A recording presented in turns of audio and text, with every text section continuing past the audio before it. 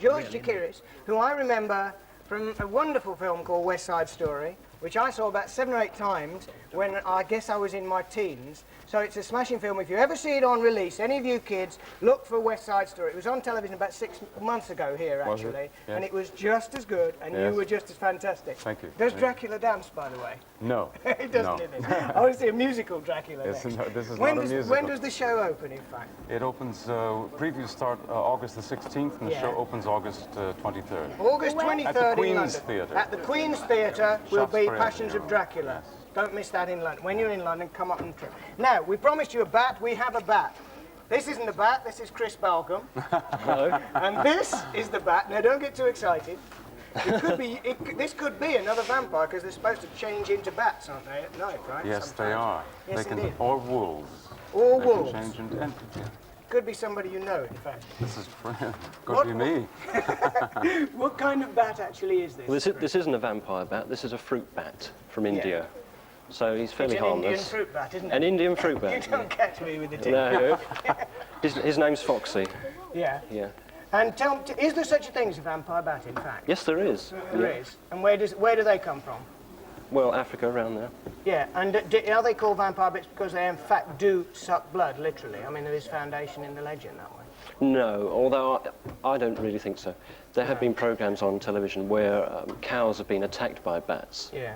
That have taken blood from them. Yeah. But, I mean, you don't really want to associate them with Dracula. No, absolutely. There's they're no actually danger. very friendly, aren't they? This is a lovely You're not going to thing let him come out, are you? No. I wish you would, because I actually always wanted Love to see his wings. Yes, I want to see the wings. Can you tell me something, Chris? I've only ever seen a bat once, apart from flying around. In the evening, okay, you see plenty of bats, even around London I see little ones. The pipistrelle bat. Yeah, That's probably, the common, right. Yeah. And yet, I've only ever once seen one during the day, which was kind of stuck on a wall. We once found one when I was really little, you know, about your age, even younger.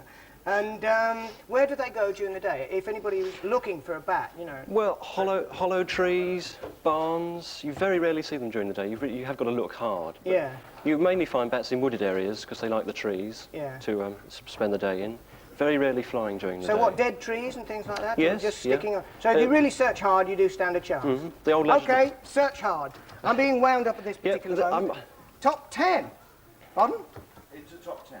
Bobby's saying go into the top 10, which is one of the most ridiculous things anybody has ever said to me, because the top 10 is meant to be in about 10 minutes from now. But anyway, we will go back and judge the paintings later when the director has completely reorganised the whole show. Thank you very much, Dracula, at this point. If you would hang around, bat, become a bat and hang around.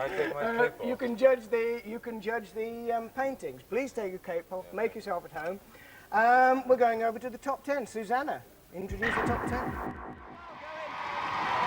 Thank you, Dan. Hope you kept that file. Keep writing in right into darts. Over to Bill. Thank you very much. Over to me? It's not over to me at all. It's over to me doing an impersonation. What? It's over to me doing an impersonation of Susanna, right? And we're going to have Susanna leading this particular discussion on two animals hiding over here with Chris Balcombe. Yeah, well, we've with Chris Balcombe, who has with him a snake and a toad. I'd like to add that it's a very harmless grass snake, so Bill can't be bitten to death, which is rather a shame. Oh, well. They're feeling rather shy. They were leaping around like mad a minute ago, but now they've got very, very reticent and are hiding behind the banana telephones. Yes. Perhaps you'd like to tell us a bit about the animals, Chris. Well, shall we start with the snake? This is a grass snake. Now, you can always tell the grass snake if you look at its head and you see those bright yellow neck patches there. Now, you're very, very like to see this when you're out in the countryside, on picnics and such like, especially near water, near streams. How would you tell an adder, Chris? Because that's the dangerous one. Yes, that is an. An adder has got a very dark zigzag line all the way down its back. Yeah. Very distinctive. That isn't a zigzag, is it? We're going to just have a look at that. That is not, in fact, a zigzag. It's got little... at a distance... Oh! Hey! Oh, we've just lost a toad. Now, wait a minute. I'm being very gentle. Watch this, folks. Let's reproduce one toad from under here. There we are. Very, very good. Yeah. Shall I hold the toad? Yes, by all means. Just explain. Right, carry on. He's a bit excited, that's right. Now, what happens? Tell us, Christopher. What happens if...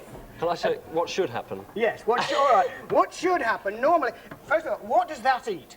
This will eat amphibians, that is, frogs, toads... Not toads! It won't eat toads. I'm not going to let it eat this on television.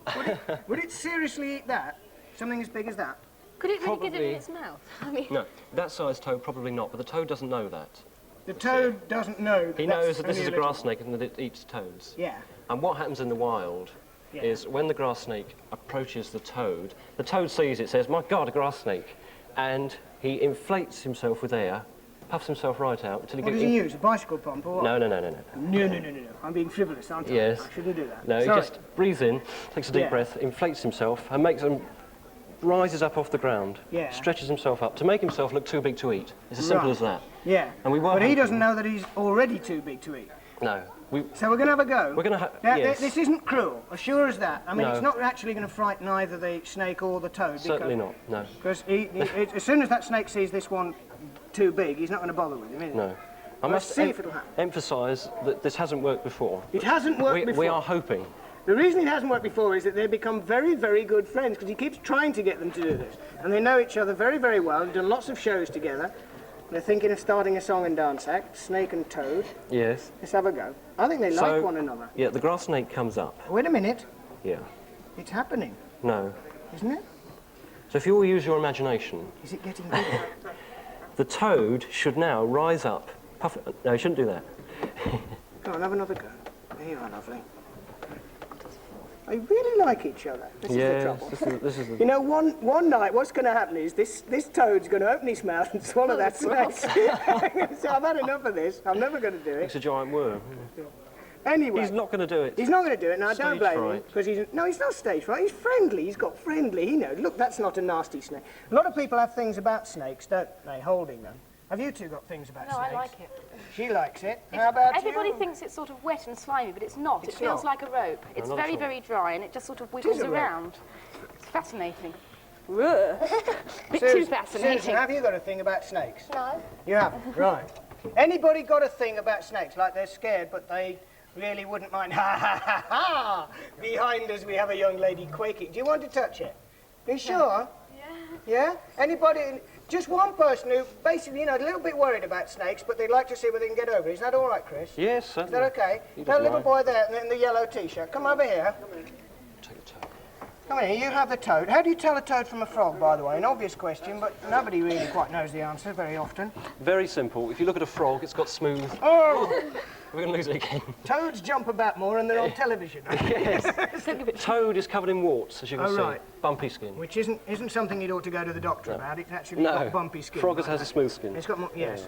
Here you are, here you are. Here, what's your name? Darren. Darren. He hasn't got a microphone, so I'll have to say what he's saying. Now go on, have Yeah. Now don't be worried about him. Just let him go over your arm Yeah. and make friends. He's quite warm, isn't he? Yes. Okay, now don't forget, that kind of snake, you can do this too. If he's got zigzags on, and especially in sort of dry country, isn't it, where Yes. ladders tend to live, and in bracken and moorlands, that sort of thing, don't touch them, whatever you do. Chris, thank you very, very much indeed. It's okay. I'd like some more animals, please, other weeks. Certainly, You'll bring us yes. some more back. And I think these two should now own up their friends. I think you're rather They are frisky. very good. Go and get the bicycle pump, blow him up, we'll show you what he looks like later. Susan, would you please introduce our banana stars? Yeah, they've come all the way. They've come all the way from Yorkshire. They're Deborah and Julian Garlick. They're impersonators, and they're this week's Banana Stars.